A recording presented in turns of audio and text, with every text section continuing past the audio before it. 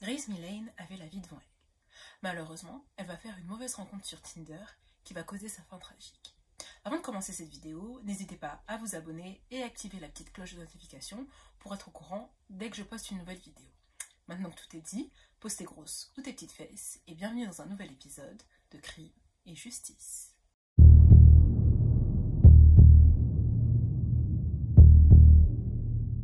Grace Millane est née le 2 décembre 1996 à Wickford, dans le comté d'Essex, en Angleterre. Au moment des faits, elle est âgée de 21 ans et elle est fraîchement diplômée en marketing et publicité. Elle est la fille de David et Gillian Millane, qui sont une famille plutôt aisée, même très aisée puisqu'ils sont millionnaires. Après avoir obtenu son diplôme, Grace décide de faire la fameuse année de césure qui tente tous les fraîchement diplômés et décide de faire un tour du monde pendant un an. Et tout tombe à pic pour Grace. Elle est jeune, fraîchement diplômée, ses parents ont les moyens donc elle peut se permettre cette année de césure et faire son tour du monde, aussi pour en profiter pour faire de nouvelles rencontres, découvrir de nouvelles cultures. Donc Grace décide de commencer son tour du monde en novembre 2018. Son premier arrêt sera le Pérou, en Amérique du Sud. Donc elle y passe quelques semaines et sur les dernières semaines de novembre, elle décide maintenant de se rendre en Nouvelle-Zélande. Forcément, Grace arrive dans un pays étranger, elle ne connaît personne, elle a décidé de faire ce tour du monde seule, donc son premier réflexe, ça va être de faire de nouvelles rencontres en Nouvelle-Zélande. Et je suppose qu'elle a dû faire la même chose également au Pérou. Pour ça, Grace va se créer un compte sur Tinder et tout juste 2 semaines après son arrivée en Nouvelle-Zélande, elle va faire la rencontre de Jesse Kempson. Jesse Kempson est un néo-zélandais de 26 ans. C'est vraiment le néo-zélandais typique, il aime sortir, aller boire des verres et il est très actif sur Tinder. Une petite parenthèse sur lui aussi, c'est qu'il y a très peu d'informations à son sujet, parce qu'il y a encore quelques mois, son identité était gardée secrète. Le 1er décembre 2018, soit la veille de l'anniversaire de Grace, Grace et Jesse décident de se donner rendez-vous dans la ville d'Auckland afin de se rencontrer pour la première fois. Même si ça fait 2 semaines que Grace se trouve sur le territoire de la Nouvelle-Zélande, ça fait vraiment que quelques jours, peut-être un jour et demi, qu'elle se trouve dans la ville d'Auckland. Donc ils décident de se donner rendez-vous sur une place publique à proximité du Sky Tower. Et le petit plus dans cette histoire, c'est que l'intégralité du rencard a été relevée par des caméras de surveillance. Donc on sait exactement ce que Grace et Jesse ont fait pendant leur rencard. Donc on voit qu'à leur première rencontre, ils se prennent directement dans les bras, comme s'ils avaient eu de bonnes conversations, que le feeling était bien passé, qu'ils étaient vraiment contents de se voir. On les voit marcher, se diriger vers un premier restaurant qui s'appelle le Andy Burger, donc c'est là qu'ils vont dîner ce soir-là. Puis on les voit se diriger vers plusieurs bars, dans lesquels ils auront bu 2 pichets de margarita, une sangria, des bières, bref, ils ont passé une bonne soirée. Et à chaque fois, sur les caméras de surveillance, on constate que Grace est heureuse d'être là, et même que Jesse aussi est heureux d'être là. On aurait dit qu'ils se comportent limite comme un couple, on sent qu'elles passent une bonne soirée, on les voit rigoler, après à peu près 3 heures de rendez-vous, on les voit même s'enlacer et s'embrasser. Donc c'est vraiment qu'il y a eu un coup de cœur et que chacun semble apprécier la compagnie de l'autre. Pendant le rencard, Jesse s'est comporté comme le parfait gentleman. Sur les caméras de surveillance et à chaque établissement, donc le restaurant et les différents bars, c'est lui qui paye la note. Et puis on les voit vraiment rapprocher. Grace n'hésite pas du tout à se coller à Jesse comme s'ils étaient vraiment en couple. Et voilà, je pense que malgré tout, ils ont passé une très bonne soirée. À un moment donné, on voit même Jesse s'éloigner de la table pour utiliser son téléphone. Et à ce moment-là, Grace en profite pour envoyer un message à une amie. Et elle lui dit « Ah là là, c'est fou, on match vraiment bien ensemble ». Et ça, ce sera le dernier message que Grace aura envoyé à un de ses proches. Vers 21h30, Jesse et Grace quittent le bar et on les voit se diriger vers le City Life Hotel où Jesse a un appartement. Donc on les voit dans le hall du City Life Hotel, bras dessus, bras dessous, se diriger vers l'ascenseur. Et là, c'est la dernière fois qu'on va voir Grace en vie. Le lendemain, donc le 2 décembre 2018, le jour de l'anniversaire de Grace, ses proches s'étonnent un peu parce que c'est son anniversaire et elle ne répond pas au message d'anniversaire. Et encore plus bizarre, elle ne donne plus du tout de nouvelles.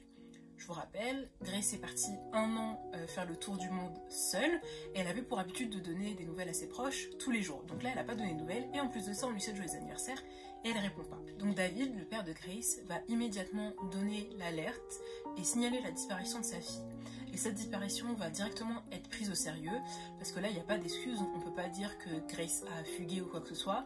Là on sait vraiment qu'elle est dans une situation un peu dangereuse, parce qu'elle est partie toute seule à l'étranger, et elle n'a aucune raison de ne plus donner de nouvelles du jour au lendemain, ou elle n'a aucune raison de vouloir fuir sa famille, etc. Enfin, sinon elle n'aurait pas répondu dès le premier mois de son départ. Le 9 décembre 2018, soit quelques jours après la disparition de Grace, on va retrouver un corps à Waitiki Ranges, à quelques kilomètres d'Auckland. On va trouver un corps en position fétale, enfermé dans une valise, qui elle aura été enterrée dans une tombe peu profonde, mais bien cachée par des buissons. La victime a été étranglée et son corps est couvert de bleus, donc elle a des bleus sur les bras, mais également sur la poitrine. Et malheureusement, on va se rendre compte que le corps découvert n'est autre que le corps de Grace. La police ne va pas du tout tarder à être mise sur la piste d'un suspect. Premièrement, grâce aux caméras de surveillance qui sont nombreuses dans la ville d'Auckland et qui ont permis de retracer un petit peu, de situer Grace dans le temps, donc le soir de sa disparition, mais aussi à cause d'un message qui a été posté sur Facebook. Rappelez-vous, pendant le rencard, Jesse s'est éloigné pour utiliser son téléphone. En fait, ce qu'il a fait, c'est qu'il a publié un message sur le mur Facebook de Grace en écrivant « Beautiful, very radiant ». Donc il lui a dit qu'elle était très belle et hyper rayonnante. Donc la police, qui elle, pendant son enquête, a dû questionner les proches, analyser les réseaux sociaux de Grace, a fait le recoupement entre le message posté par Jesse et les caméras de surveillance qui situent Jesse et Grace au même endroit, peu avant la disparition de Grace.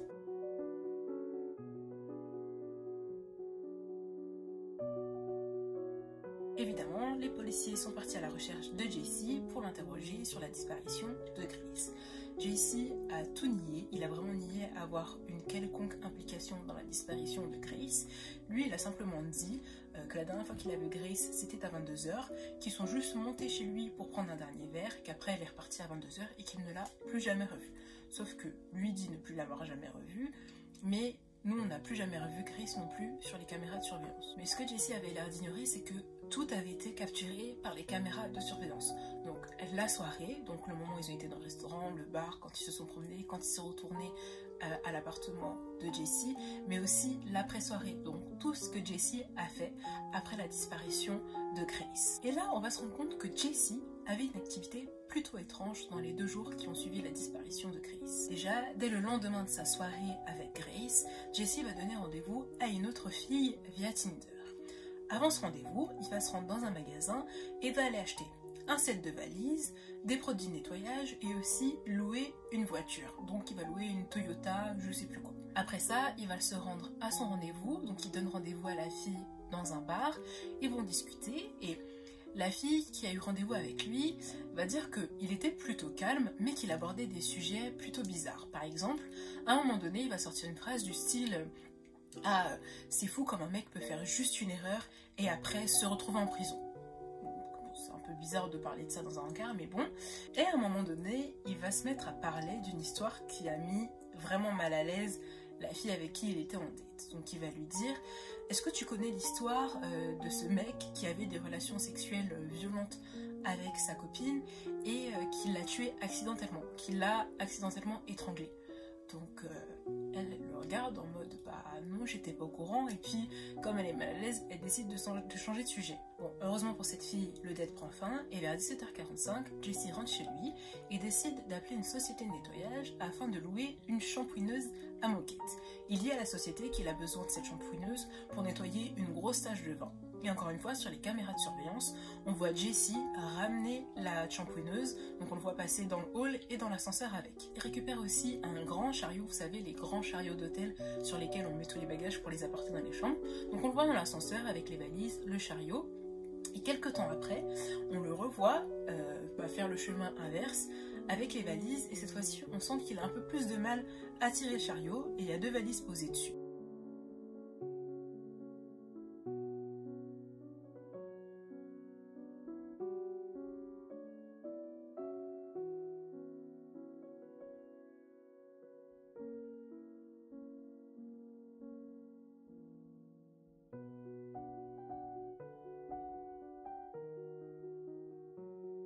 Donc il redescend avec tout son chargement, il charge la Toyota de location avec les valises et il va garer la Toyota sur un parking un peu plus éloigné que l'hôtel. Et bien évidemment, Jesse prend bien soin de changer de vêtements entre le moment où il a remonté la première fois les valises et le moment où il redescend avec les valises, le chariot un peu plus lourd. Donc après ça, Jesse remonte tranquillement dans son appartement et c'est que le lendemain, donc le 3 décembre à 6h15, qu'on revoit Jesse dans les caméras de surveillance sortir de son appartement et aller en dehors de la ville pour aller acheter, devinez quoi, une pelle. On le verra un peu plus tard ensuite en train de nettoyer la voiture de location à l'intérieur et à l'extérieur avant de la rendre.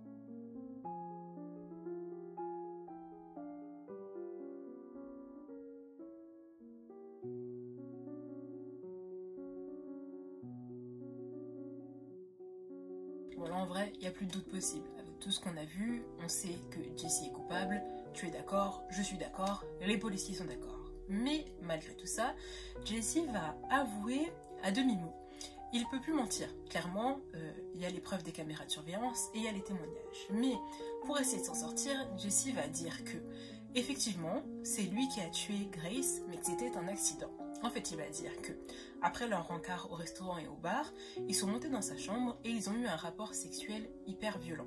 Et que du coup, à ce moment-là, Grace a demandé, pendant l'acte en fait, à Jesse de l'étrangler.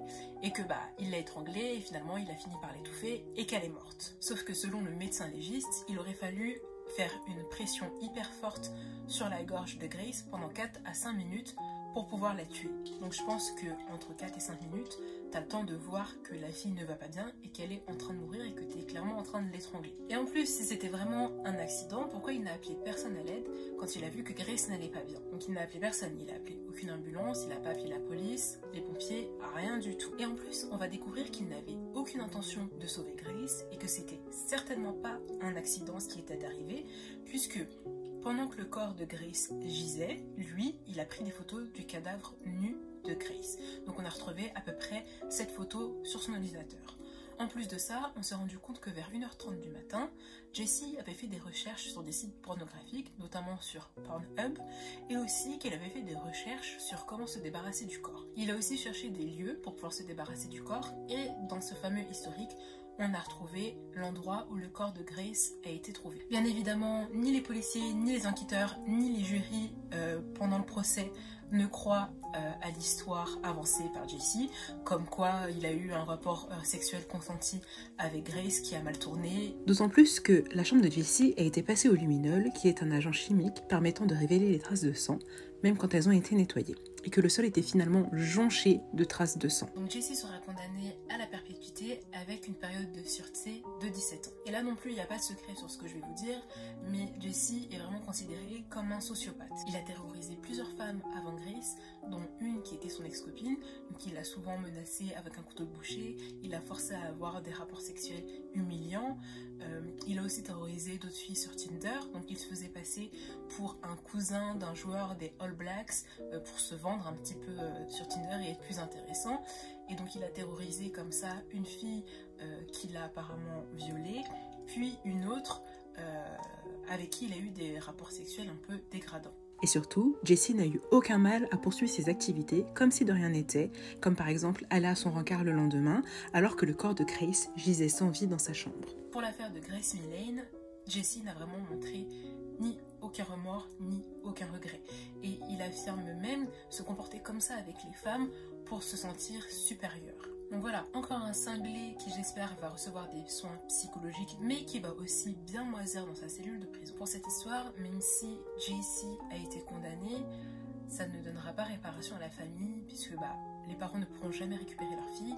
Et cette histoire a affecté la famille à un très gros niveau, parce que 3 semaines après toute l'audience, enfin tout le tintouin par rapport à l'histoire, le père de Grace a été diagnostiqué d'un cancer et il est décédé à la fin de l'année 2020.